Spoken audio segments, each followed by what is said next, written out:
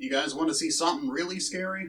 Boo. Yeah, I know. Get all the jokes and laughs out now. I've heard it all, so let's just move on, shall we? As Spooky Month continues, I wanted to take a look at a fellow that we've only looked at once. A man that some people would arguably call the devil on earth. A man whose wrath and rage is unmatched and is not tied down by the niceties of social convention. Yes, folks, I am talking about none other than Jon Taffer, the man behind Bar Rescue himself, the grumpy frogman of New York. And keeping in theme with the month, I wanted to take a look at a very particular episode of Bar Rescue. One that, well, you'll see. I don't want to spoil the surprise. So let's just get right into it. Before we begin, make sure to like and subscribe. We're trying to reach 5K as our next sub goal, so let's see how quick we can hit that next milestone. Thanks. This year, 6,500 failing bars nationwide will close their doors for good.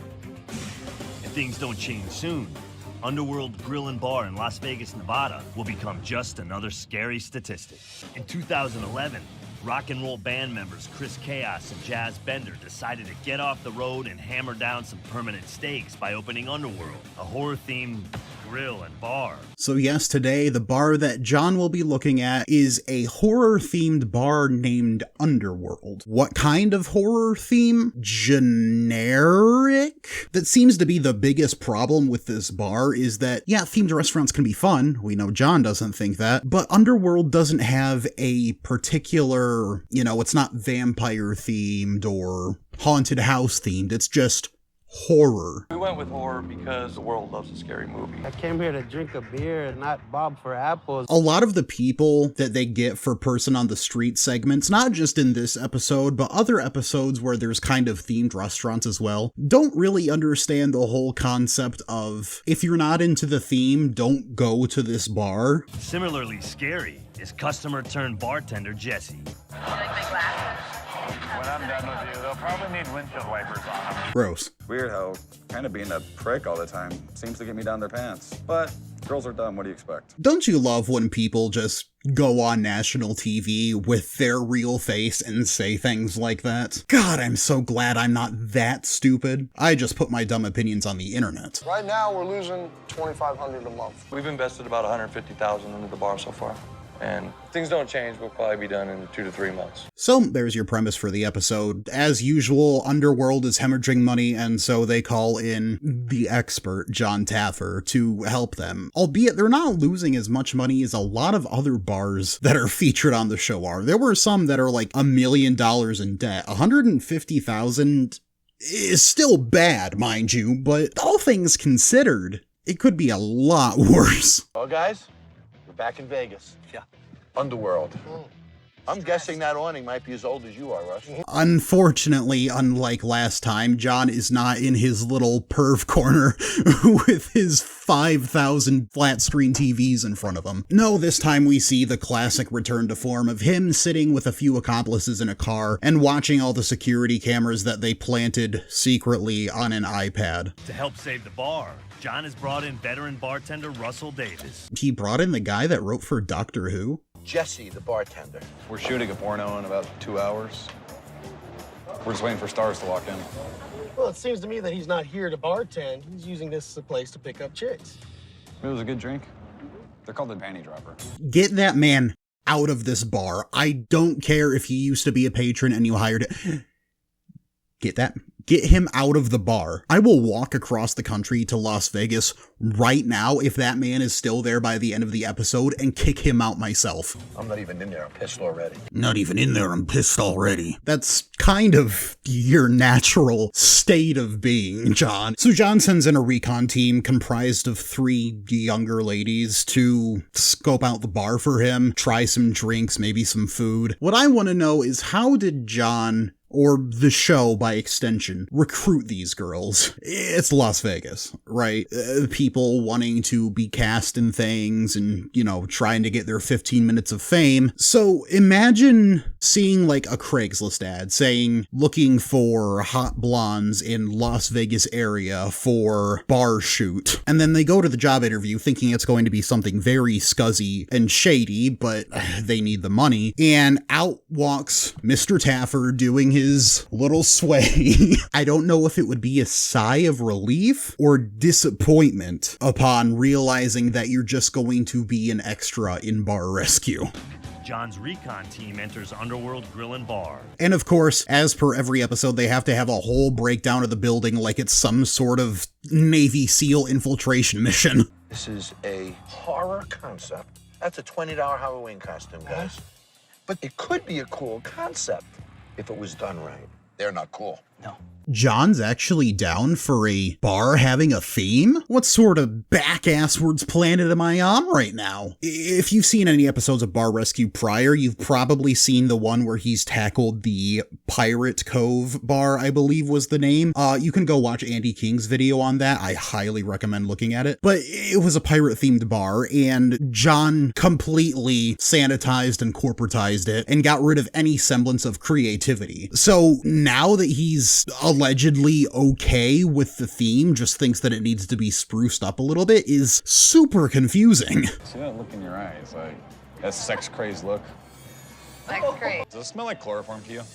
So weird. You're not gonna fall for that one again? If this my barber is an Oompa Loompa looking motherfucker did that to any of my friends, I would surely be calling the police the second I got my hands on my phone, because that's just, I don't even have a joke for that. That's just not okay. That's a joke that you make with like one of your closest, bestest friends, not some random customer that you just met 10 minutes prior. So since they can't get their drinks, the girls decide to order a pizza. So since we know that they don't have a lot of alcohol for the actual bar, let's see how well equipped and prepared the kitchen is. First of all, he doesn't know how to handle it at all. He's knocking out all the air. It'll be a soft pizza. So the premise, the dough, is you never compress it, you pull it. Through a little more recon, Jon finds out that the owners are basically helicopter parents who supervise everything that their employees do, are super nitpicky, and essentially paranoid about everything that's going on within their restaurant to the point of constantly nitpicking. And this triggers Jon to go ahead and go in. Usually there's some sort of inciting incident that causes Jon to storm into the restaurant and start yelling at everybody. So seeing him calm is honestly a lot scarier. I'm going in. Good luck, Jon. We'll get him.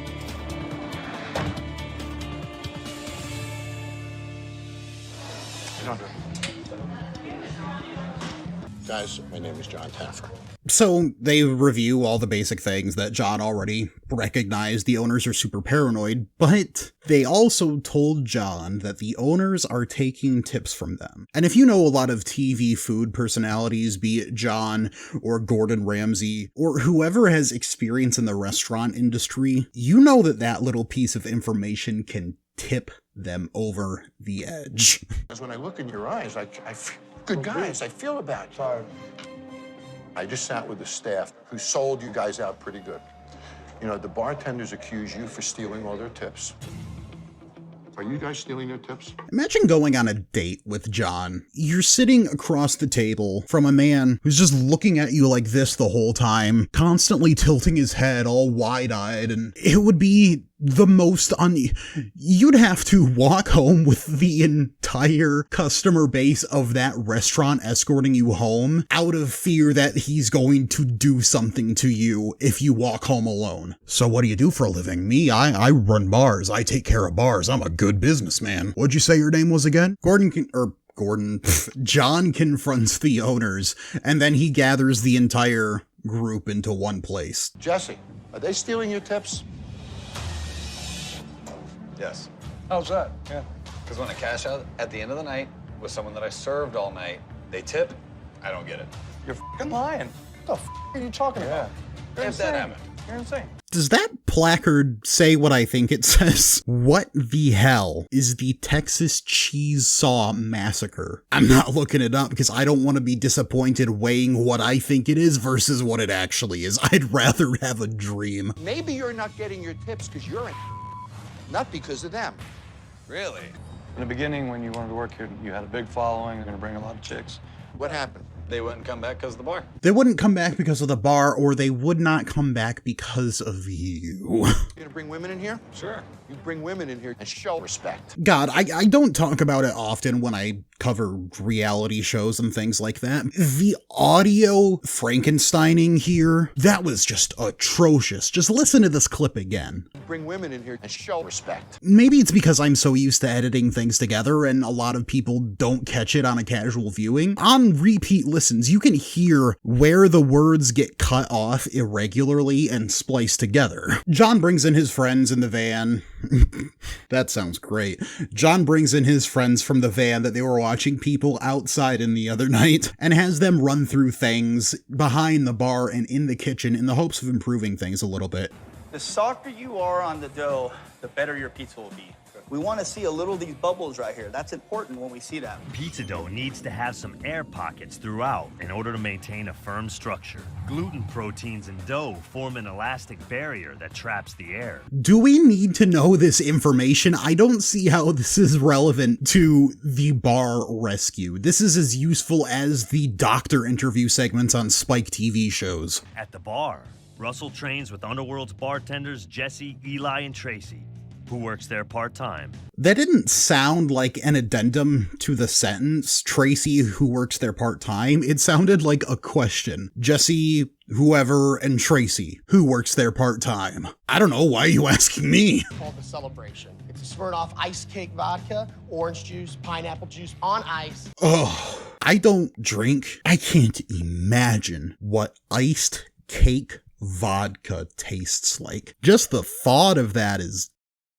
horrible. Running a quick little time trial to see who can actually make drinks within a semi-reasonable amount of time that they were shown. Tracy does surprisingly well. Yeah, she was a minute over time, but she got everything done. She wasn't messy. Whereas Jesse was Jesse. Jon brings in a company to weigh the amount of liquor in comparison to how much they sold that night versus how much was given away. Surprise, surprise. Once again, Jesse goofs up, giving away more money's worth of liquor than he sold the entire night. I had Bevantel come in here. What this company does is they come in here and I know that sound effect. they come in here and It's probably a stock sound effect, but what I know it from, I believe it's one of the outer space levels in Frogger 2, Swampy's Revenge. they come in here and come in. Finally, we come to the stress test portion of the episode where Jon brings in a giant crowd, basically fills up the bar to maximum capacity in the attempt to see how they would operate at full capacity. And he gives Jesse the stipulation, if he doesn't bring in people, he risks getting fired by Jon. Tonight's our stress test. We're gonna see what they got when we go to a younger demo. High energy, nightclub environment. I'm gonna pack this bar, and all the girls Jesse brings in are gonna be wearing a colored wristband so I can count them. So what you're saying is you're identifying Jesse's girls. Editing Noah here. You see, what he tried to do here was make a joke about the song Jesse's Girl. What he failed to do here was try and make a joke about the song Jesse's Girl. I'll go home. I'm sorry, that was a bad one. Needless to say, things are not going great for everybody, especially at the bar, as there are some people who have waited 25-ish minutes. I'm not saying that Jesse and the other guy can't handle this, but if my girl Tracy was here, I think she'd be able to keep up with the situation. Look at how exciting this dance floor is. I'm sorry. Imagine if you were like a school principal and you, for prom or homecoming or whatever dance your schools had, hired Jon Taffer to walk out. I'm sorry.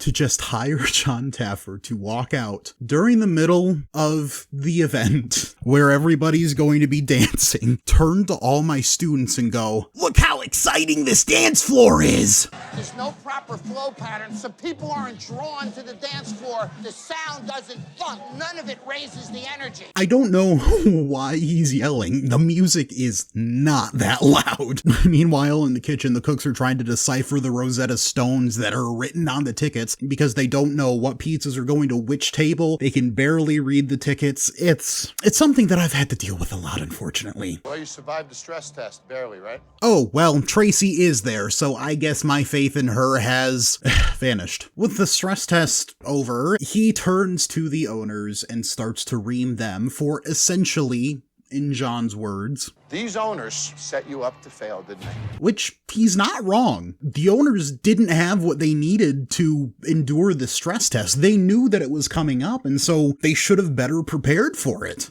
You guys got to earn respect. Earn respect? Are you respectful tonight? Yeah. Not having change in your bar, is that respectful to your bartenders? He finds this very I funny. do, man, because I've been here every day for That's 2.5 bull. How am I just now noticing that the guys that are wearing hats have duct tape over the logos on their hats? And the dude with, I think it's the Green Bay Packers logo, I don't do sports, it's not even covered up all the way. You can clearly tell what it is. In what I'm calling the War Room section of the episode, Jon pulls out this big map of Las Vegas and essentially marks down where his next targets are going to be, the people that he's going to try and bring in as the demographic for the underground. I'd like to imagine that Jon, in his house somewhere, just has a room that's the entire Vegas Strip lining the walls with all these push pins and, you know, the string and everything between all of them. Like, what is he planning? It's some grandiose conspiracy. That's why he's doing this. He's going to every bar in America, and he knows some sort of pattern that we don't, and he's slowly mapping at that pattern. And by the end of it, he'll finally have the sigil to summon and unleash some ungodly eldritch horror upon the world and rule all the bars in America. I am the bar rescue. I am the man that owns the bars. All of them now. What are they passionate about? They love horror movies, but they blew it. You know, guys, what about if we took their vision and made it great? You got this beautiful oven in the back. That kitchen can produce a lot of pizzas. And use that as a platform for the best pizza in town. And to Russell, we need some really cool thematic cocktails. What if we created the coolest zombie bar? So Jon Taffer is proposing to lean even harder into the theme of the bar, switching the rails from just generic horror to post-apocalyptic zombie theme, and he seems to actually be getting really giddy about it, thinking of potential post-apocalyptic cocktail ideas and different themed foods and decorations. And who is this man that's replaced Jon Taffer? Hey, guys. How you doing? If that is all the decorations that they've had in their bar, dear Lord, that's not even enough to stock the front aisle of a Spirit Halloween. One of the pizzas, it's our apocalypse pizza. We did a twist with it. We're gonna pair this with something salty and smoky like bacon. We have our canned meat. When the apocalypse comes, you're gonna grab a non-perishable meat. Something that's really salty. It's great to have something sweet with it, like pineapple. Spam is a very acquired taste. I like it on some things or with some things, but I would not make a Spam and pineapple pizza my headline food item. I would eat it. Yeah, of course I would. I can't think of a single pizza place that would be stupid enough to make Hawaiian pizza their, like, main dish. Okay, guys, the new drinks, we're going for post-apocalyptic, that zombie element. Jon and I created cocktails that bring in premium spirits, like Smirnoff Kiss Caramel, Smirnoff Coconut. The first drink is actually called the Apocalypse. 3/4 ounce Smirnoff Fluffed Marshmallow Vodka. Marshmallow vodka. Another reason why I'm glad I don't drink. 3/4 ounce Smirnoff Ice Cake Vodka. More iced cake. Oh, God. 2 ounces pineapple juice. Shake and strain over fresh ice and garnish with a sliced dessert snack. He garnished the drink with a fucking Twinkie. I can't wait to drink this drink and eat my soggy alcoholic Twinkie. Ugh. The renovations are finally done, and Jon reveals the new bar to the owners and crew. No, it's unbelievable. It's beyond anything I could have ever expected. Killer, man. That's what I'm talking about. Look at the laser. Oh my God. This is the stupidest place ever, man. The props are unbelievable. How long do you think it took the graphic designer to make that logo. And how much do you think he got paid to do it? Jon walks into his office. Hey, Gordy, so I need a logo for a post-apocalyptic themed bar. What, you're going with a themed bar, Jon? I thought that you never mind that. Can you make a logo for it? I'm thinking of calling it The End. Sure. What's my budget? What's my time? Whatever you want. Just make a logo for me and I'll pay you whatever you want. So we get the brand new relaunch of the bar, I guess, nightclub now. Everything runs pretty smoothly. Jesse's got his shit together finally. And with everything going well, Jon says goodbye to the owners and Frog walks out of there like he always does, looking more content than usual. I don't think this is Jon. This has to be some other person with how enthusiastic he was about this whole theme renovation. And that is the end of the episode and the end of this video, folks. Make sure to leave a like and subscribe. Leave a comment down below if you have any other episodes of Bar Rescue or any funny TV shows, YouTube channels, anything weird or interesting that you want me to take a look at. As always, thanks y'all for supporting and sticking around, and I hope to see y'all in the next one. See ya!